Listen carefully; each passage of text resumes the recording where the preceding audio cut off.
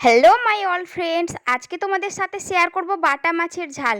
প্রথমেই মাছগুলোকে বেছে ভালোভাবে ধুয়ে নেব, তারপরে লবণ হলুদ মাখিয়ে সেগুলোকে ভালোভাবে ফ্রাই করে নেব।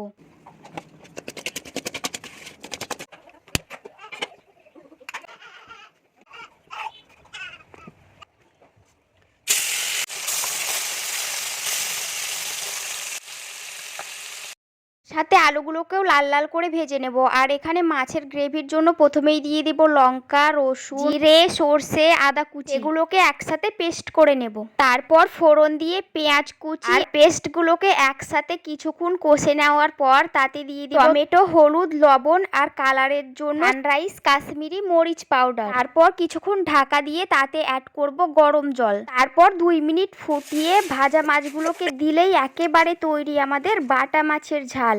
ভিডিওটা ভালো লাগলে লাইক, কমেন্ট আর চ্যানেলটা সাবস্ক্রাইব করে দাও।